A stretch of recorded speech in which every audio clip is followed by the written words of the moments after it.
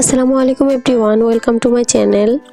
আজকে আমি আপনাদের সঙ্গে শেয়ার করব একদম সহজ উপায়ে একটা কাঁটা চামচ দিয়ে ডিজাইন করে অসম্ভব সুন্দর বিকেলের জন্য একটি নাস্তার রেসিপি। এগুলো বিকেলের স্ন্যাক্স হিসেবেও খেতে পারেন অথবা বাচ্চাদের টিফিনেও কিন্তু দিতে পারেন। অসম্ভব সুন্দর আর মজাদার পিঠার রেসিপি। আশা করছি আমার আজকের এই সহজ রেসিপিটি আপনাদের কাছে ভালো লাগবে আর সহজও লাগবে। চলুন তাহলে কথা না বাড়িয়ে চলে যাচ্ছি পুরো রেসিপিতে। এই রেসিপিটি তৈরি করার জন্য প্রথমে আমি একটি মিক্সিং বোলে নিয়ে নিচ্ছি 1 কাপ ময়দা। আপনারা ময়দার পরিবর্তে চাইলে আটাও ব্যবহার করতে পারেন, তবে ময়দা দিয়ে করলে টেস্টটা একটু বেশি ভালো আসে। এবার আমি এখানে দিয়ে দিচ্ছি স্বাদমতো লবণ, দিয়ে দিচ্ছি 2 টেবিল চামচ চিনি। তবে চিনির পরিমাণটা আপনারা যদি বেশি খান তাহলে একটু বাড়িয়ে দিতে পারেন। এবার আমি সব কিছুকে একটু ভালোভাবে মিশিয়ে নিচ্ছি। মেশানো হয়ে গেলে এবার আমি এখানে দিয়ে দিব 1.5 টেবিল চামচ ঘি। তবে ঘিয়ের পরিবর্তে আপনারা চাইলে এখানে তেলও দিতে পারেন। এবার আমি ময়দার সঙ্গে ঘিটাকে খুব ভালোভাবে মিশিয়ে নিতে হবে। এবার আমি ময়দার সঙ্গে ঘিটাকে খুব ভালোভাবে মিশিয়ে নিব। ঘিটাকে ভালোভাবে মিশিয়ে নেওয়ার পর আপনারা চাইলে এখানে কিন্তু কিছু কালো জিরাও অ্যাড করতে পারেন। এবার আমার এখানে ঘিয়ের সঙ্গে ময়দাটাকে মাখানো হয়ে গেছে। এখন আমি এখানে নর্মাল টেম্পারেচারে থাকা পানি দিয়ে একটা ডো তৈরি করে নিব। তবে আমি পানিটা একসঙ্গে দিব না, পানিটা আমি অল্প অল্প করে দিব আর ডোটা তৈরি করে নিব। ডোটা কিন্তু একটু টাইট করে তৈরি করতে হবে।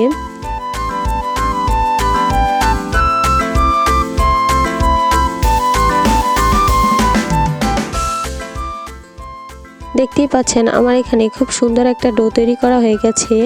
এখন আমি এটাকে খুব ভালো করে আবারও মথে নিচ্ছি।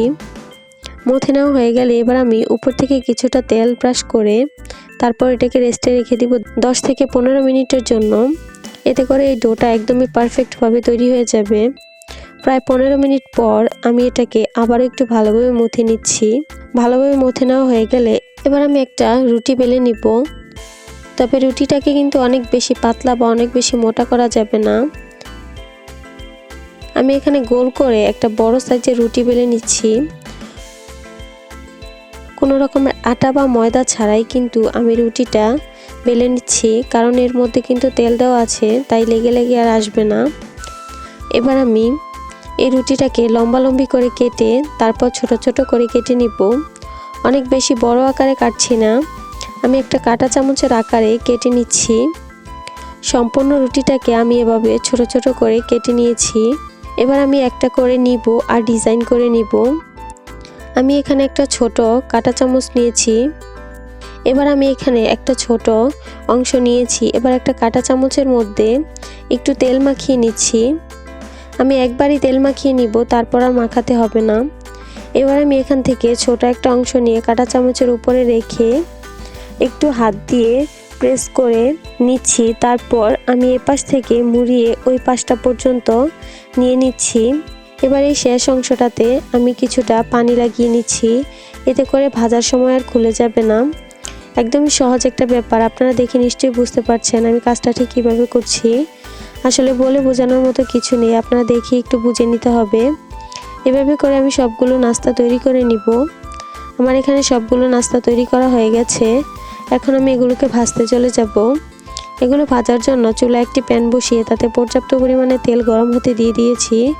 তেলটা যখন কিছুটা গরম হয়ে আসবে তখন আমি এখানে একে একে বেশ অনেকগুলো পিঠা দিয়ে দিব। তবে এখানে কিন্তু অতিরিক্ত গরম তেলে পিঠাগুলিকে দেওয়া যাবে না, তাহলে কিন্তু উপর থেকে অনেক দ্রুত কালার চলে আসবে আর ভিতর থেকে কাঁচা রয়ে যাবে। আমি হালকা গরম তেলটাতে এই পিঠাগুলিকে দিয়ে দিব। আর এগুলো কিন্তু সময় নিয়ে আস্তে আস্তে ভাজতে হবে। চুলার মিডিয়াম লো আছে আমি এগুলোকে ভেজে নিব। উল্টে পাল্টে এগুলোকে গোল্ডেন ব্রাউন কালার করে ভেজে নিতে হবে। একটু সময় নিয়ে নেড়ে চেড়ে ভাজতে হবে, যাতে করে অনেক বেশি খাস্তা কুড়মুড়ে হয়। একটা পাশ হয়ে গেলে আমি অপর পাশ উল্টে দিচ্ছি। দেখতেই পাচ্ছেন আমার এখানে খুব সুন্দর একটা কালার চলে এসেছে। এখন আমি একটা ছাঁকনিতে করে তেল ছড়িয়ে নাস্তাগুলোকে উঠিয়ে নিব। দেখতেই পাচ্ছেন খুব সহজে আর অনেক সুন্দর আর মজাদার একটি রেসিপিটি তৈরি হয়ে গেল।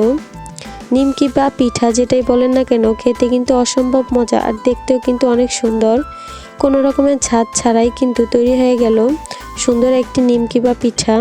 এগুলো কোনো এয়ারটাইট বক্সে রেখে 1 মাসের মতো সংরক্ষণ করে রেখে খেতে পারবেন।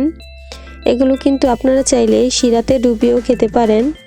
আশা করছি আমার আজকের এই সহজ রেসিপিটি আপনাদের কাছে অনেক ভালো লেগেছে আর সহজও লেগেছে।